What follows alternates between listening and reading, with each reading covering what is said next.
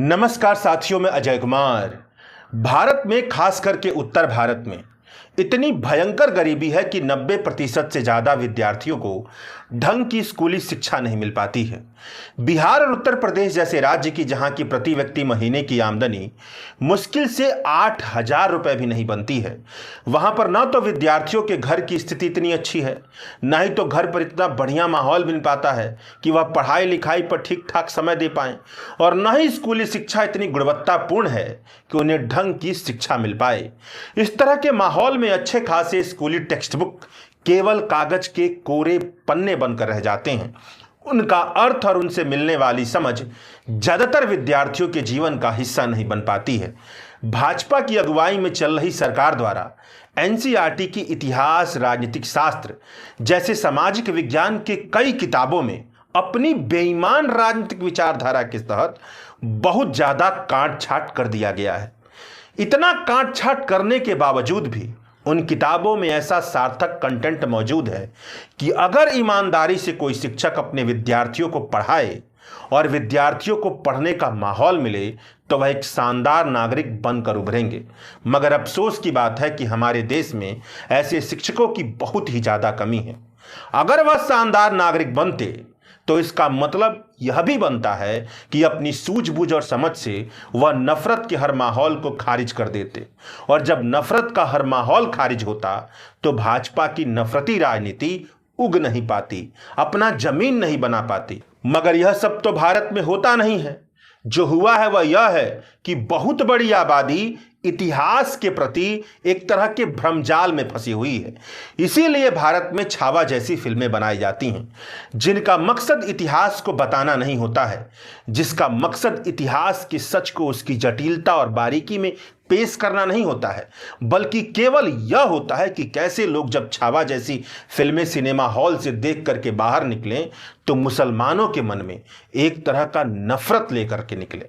यकीन ना हो तो आप एक सर्वे करके देख लीजिएगा कि वह लोग जो छावा फिल्म देख करके सिनेमा हॉल से निकले, उनमें से ज्यादातर लोगों के मन में किस तरह का भाव था।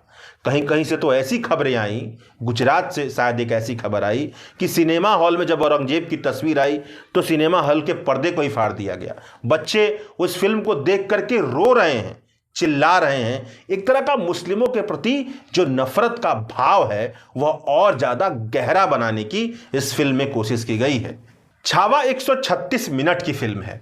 इस फिल्म में शुरू से लेकर के अंत तक ऐसे कई दृश्य मौजूद हैं जो केवल इसीलिए खर्च की गए हैं ताकि दर्शकों को यह दिखाया जा सके कि मुस्लिम शासक कितने क्रूर हुआ करते थे, औरतों और बच्चों के साथ कितनी क्रूरता किया करते थे।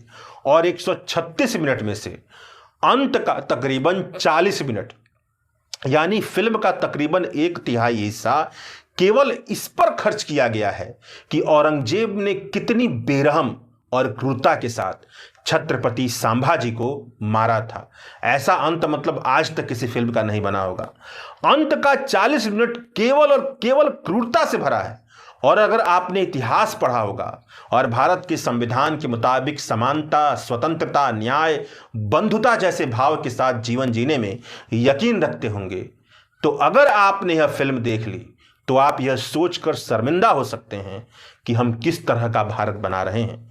तो चलिए इस वीडियो में एनसीईआरटी के इतिहास की किताब से निकली विचार के मुताबिक ही यह समझने की कोशिश करते हैं कि मुगल साम्राज्य और मराठा साम्राज्य को कैसे देखा जाना चाहिए, और यह भी समझने की कोशिश करते हैं कि कैसे छावा जैसी फिल्में इतिहास को मिटा देती हैं और जटिलता, बारीकी से निकलने वाले सच के लिए कोई भी जगह नहीं छोड़ती हैं, और जो देती हैं वह नफरत होता है। सबसे बुनियादी छलावा जो हमारे इतिहास के बारे में है वह यह है कि हम सबके बीच यह तैरता है कि एक वक्त था जब भारत में मुसलमानों का राज था, और जब मुसलमानों का राज था तब वह हिंदुओं पर बहुत क्रूरता बरता करते थे, बहुत बेरहमी के साथ राज किया करते थे।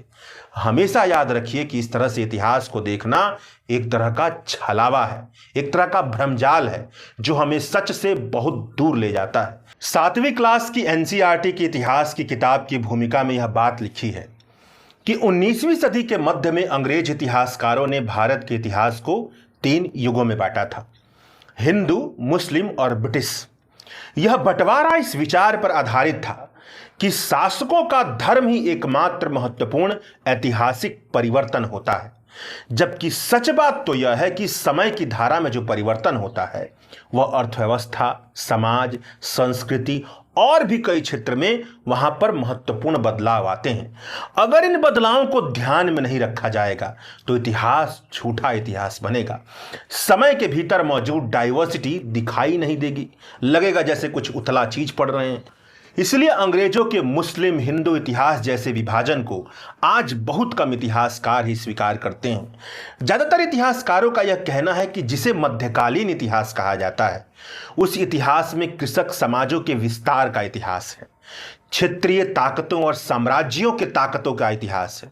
कभी कभी तो ग्रामवासियों और वनवासियों की कीमत पर मुख्य धर्म के तौर पर हिंदू धर्म, इस्लाम धर्म के विकास का इतिहास दिखता है। और इसी दौर में यूरोप से व्यापारिक कंपनियों के आने का इतिहास भी दिखता है, जब वह राज्य में गठबंधन बनाती हैं क्षेत्रीय ताकतों के साथ या उनमें हस्तक्षेप करती हैं, मुगलों की ताकत में हस्तक्षेप करती हैं, मराठों की ताकत में हस्तक्षेप करती हैं और हिंदुस्तान पर राज कर लेती हैं। इसे केवल मुस्लिम इतिहास कहकर देखना इतिहास के साथ नासमझी है। मुगल साम्राज्य को ही देख लीजिए। मध्यकाल में किसी भी शासन के लिए भारतीय उपमहाद्वीप जैसे बड़े क्षेत्र पर जहां पर लोगों और संस्कृतियों में बहुत गहरी डाइवर्सिटी हो, वहां पर शासन कर पाना बहुत ही ज्यादा मुश्किल काम था। अपने पहले के शासकों के विपरीत मुगलों ने एक साम्राज्य की स्थापना की और वह काम पूरा किया जो अब तक केवल छोटे समय के लिए ही संभव जान पड़ता था। अगर मुगलों के भीतर मुस्लिम धर्म को लेकर के बहुत ज्यादा कट्टरता होती तो कत्ते उनका साम्राज्य बहुत बड़ा नहीं होता। अगर वह कट्टर होते तो भारत की विविध संस्कृति पर बहुत लंबे समय तक हुकूमत नहीं कर पाते। एनसीईआरटी की इतिहास की किताब में लिखा है कि अनेक राजपूतों ने मुगलों का विरोध किया, मगर अनेक राजपूतों ने मुगल घराने में अपनी बेटियों की शादी करके ऊंचा पद हासिल किया। सिसोदिया राजपूत लंबे समय से मुगलों की सत्ता स्वीकार करने से इनकार करते रहे, मगर जब उन्होंने मुगलों से हाथ मिलाया तो मुगलों ने उनके साथ सम्माननीय व्यवहार किया, उनकी जागीर उन्हें वापस लौटा दी। पराजित करने मगर अपमानित ना करने, हरा देने मगर अपमानित न करने के बीच सावधानी से बनाए संतुलन की वजह से ही भारत के अनेक शासकों और सरदारों पर मुगलों ने अपना असर छोड़ा। मगर यह संतुलन हमेशा बरकरार नहीं रहा। अकबर ने इस संतुलन का बखूबी इस्तेमाल किया, मगर औरंगजेब नहीं कर पाया। मुगलों ने अपना बहुत बड़ा साम्राज्य केवल मुसलमानों से नहीं चलाया, ऊंचे पदों पर हिंदुओं को भी शामिल किया। मनसबदारों से समझिए, मनसबदार उस समय के प्रशासन के लिए इस्तेमाल हो जाने वाला एक तरह का शब्द, एक तरह का पद था, एडमिनिस्ट्रेशन के लिए पद था। उस पद पर मराठे, राजपूत और हिंदू धर्म से आने वाले अन्य समुदाय के लोग भी बैठा करते थे।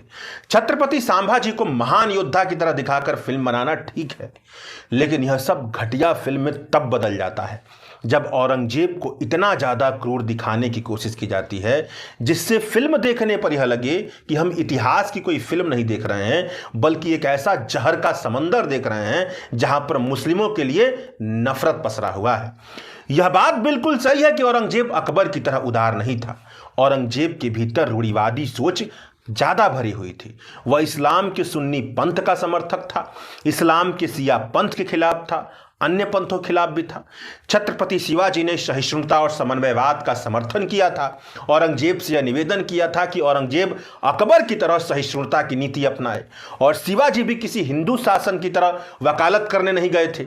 शिवाजी के मंडली में भी कई मुस्लिम सैनिक कमांडर थे, मगर औरंगजेब ने शिवाजी का अपमान किया। यह बात सच है। मगर इन सब के साथ यह बात भी सही है कि औरंगजेब राजपूतों के समर्थन के आधार पर सत्ता में आया था। मुगल इतिहास में सबसे ज्यादा हिंदू मनसबदार तकरीबन 33% औरंगजेब के काल में ही काम कर रहे थे। कुछ इतिहासकार यह भी बताते हैं कि औरंगजेब ने जजिया कर लगाया था, मगर ब्राह्मण, राजपूत, महिलाओं और बुजुर्गों को इससे छूट मिली थी। औरंगजेब ने कुछ मंदिरों को तोड़ा था, इस तरह कुछ मंदिरों की रक्षा भी की थी, किसके लिए अनुदान भी दिया था। यह सारी बातें द हिंदू के एक लेख में निशिम मैथुकुरेन नामक लेखक ने लिखी हैं। इतिहास को निचोड़कर उन्होंने लिखा है। इतिहासकार यह भी बताते हैं कि औरंगजेब ने दक्कन के इलाके में दिलचस्पी तभी से दिखानी शुरू कर दी थी जब वह दक्कन का गवर्नर हुआ करता था, लेकिन मराठाओं ने औरंगजेब सहित मुगलिया सल्तनत से जमकर लड़ाई लड़ी और भले ही छत्रपति संभाजी जैसे योद्धाओं को हार का सामना करना पड़ा, मगर अंत में मुगल साम्राज्य कमजोर होता गया और मराठा साम्राज्य आगे बढ़ता गया। वैसे ही जैसे कभी मुगल साम्राज्य आगे बढ़ रहा था, मराठा साम्राज्य आगे बढ़ता गया, वह भी कमजोर हुआ, अंग्रेजों का शासन आया। छावा फिल्म में यह दिखाने की कोशिश की गई है कि हिंदू शासक अपने पिता के खिलाफ नहीं जाते हैं, कुछ गद्दार होते हैं जो मुसलमानों के साथ जाकर मिल जाते हैं। जबकि प्राचीन इतिहास से लेकर के आज तक की यह सनातन संस्कृति रही है कि घर और परिवारों में झगड़ा सत्ता के लिए हर दौर में और हर संस्कृतियों में होते आया है। अजातशत्रु ने अपने पिता को मारा था। अशोक के बारे में कई अभिलेखों में कई तरह के दावे होते हैं कि उन्होंने अपने भाइयों को मार करके सत्ता हासिल की थी। यहां तक कि संभाजी महाराज भी शिवाजी के खिलाफ चले गए थे, जो इस फिल्म के नायक हैं। औरंगजेब के दौर में मुगल गवर्नर दिलेर खान से हाथ मिला करके शिवाजी के खिलाफ हो गए थे। औरंगजेब ने 1658 से लेकर के सन 1707 तक हुकूमत की। मतलब 17वीं शताब्दी के उत्तरार्ध का इतिहास औरंगजेब का इतिहास है। और मध्यकाल के इस दौर को छावा फिल्म में हिंदू बनाम मुस्लिम के दौर पर दिखाने की कोशिश की गई है, भारतीय बनाम विदेशियों की दुनिया की नज़र से दिखाने की कोशिश की गई है। जबकि हकीकत यह है कि औरंगजेब के दौर से पहले मुगलों ने भारत पर तकरीबन 150 साल तक शासन कर लिया था। 1526 में आए थे औरंगजेब, 1652 में आ रहा है, तो सोच लीजिए, मतलब वह भी भारतीय हो चुके थे। ऐसे उन्होंने नियम कानून लागू कर दिए गए थे जो भारतीय संस्कृति का हिस्सा बन गए थे। औरंगजेब का दौर एक तरह से कहा जाए तो मुगलों के कमजोर होने का दौर था। वह योग्य शासक था, लेकिन उसकी विस्तारवादी नीतियां इतनी खतरनाक निकली कि वह कमजोर करता चला गया। इस दौर में कई राज्य उभर रहे थे, कई यूरोपीय शक्तियां उभर रही थीं जो एक दूसरे से गठबंधन करती थीं और एक दूसरे की प्रतिद्वंदी भी थी। शिवाजी और उनके पिता बीजापुर के आदिल शाही शासन का हिस्सा थे। यहां तक कि जब उन्होंने विद्रोह किया और अपना अलग राज्य बनाया, तब भी उन्होंने आदिल शाही के साथ गठबंधन रखा। बताइए, मुस्लिम के साथ गठबंधन रख रहे हैं। उसी वक्त के दक्कन के इलाके में कुतुबशाही थी, उसके साथ भी शिवाजी ने गठबंधन रखा। बताइए, मुगलों के साथ भी कुछ वक्त के लिए गठबंधन निभाया। शिवाजी ने तो कभी कभार कर्नाटक के नायक जैसे हिंदू राजाओं के खिलाफ, मतलब हिंदू राजाओं के खिलाफ भी गठबंधन किया और मुस्लिमों के साथ भी रहे। इसी तरह छत्रपति संभाजी ने भी, जो नायक है इस फिल्म के, मैसूर के चिक्कदेवराज जैसे हिंदू राजाओं के खिलाफ मुस्लिम सल्तनत के साथ गठबंधन किया। छावा फिल्म की अंतिम 40 मिनट औरंगजेब की क्रूरता पर खर्च किए गए हैं। मतलब आज तक दुनिया में कोई ऐसा फिल्म नहीं बना होगा। जबकि मध्यकाल की दुनिया की हकीकत यह है कि क्रूरता तकरीबन सभी राजाओं का स्वभाव थी। युद्ध में बेहिसाब क्रूरता होती थी, यह वीरता का परिचायक हुआ करती थी। हिंदू और मुस्लिम जमींदार और जागीरदार गजब के हिंसक दमन की कार्रवाइयां करते थे। बहुत ज़्यादा धन संपत्ति पाना और ऊंचे पद पर पहुंचने की लालच और लालचा में अपनी निष्ठाएं बदला करते थे। केवल मुगलों के परिवार के भीतर ही संघर्ष नहीं था, बल्कि मराठाओं के भीतर भी संघर्ष था।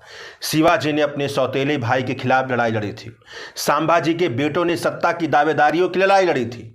फिल्म में एक जगह दिखाया गया है कि संभाजी को उनके सौतेले भाई राजा राम की ओर से जहर देने की साजिश रची गई और साजिश में 20 मराठा मंत्री और अमीर भी शामिल थे।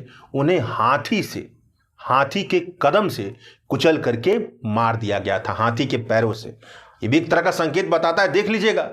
और ये जो राजा राम है, इन्हीं की अगुवाई में मराठा साम्राज्य इतना मजबूत होता है कि मुगलों का संरक्षक बन जाता है, मुगलों को सिक्योरिटी देने लगता है। मुगल साम्राज्य इतना कमजोर बन जाता है कि उसको सिक्योरिटी मिलती है मराठा साम्राज्य से। इतिहासकार जादूनाथ सरकार ने एक पुर्तगाली विवरण के मुताबिक यह बताते हैं कि जब संभाजी के मराठों ने गोवा पर हमला किया तो पुर्तगाली स्टेटमेंट से जो बात निकल करके आती है, किसी ने विवरण लिखा है पुर्तगाल का, कि उसने भारत में अब तक ऐसी बर्बरता और क्रूरता कहीं नहीं देखी थी। और मराठाओं के समय की सबसे बड़ी आलोचना यह है कि मराठाओं की शासन संरचना में नियंत्रक की भूमिका में पेशवा हुआ करते थे, जो चित्त पावन ब्राह्मण वर्ग से आया करते थे। उनके समय में निचली जातियों और गरीबों का बहुत ही खतरनाक स्तर पर उत्पीड़न हुआ था।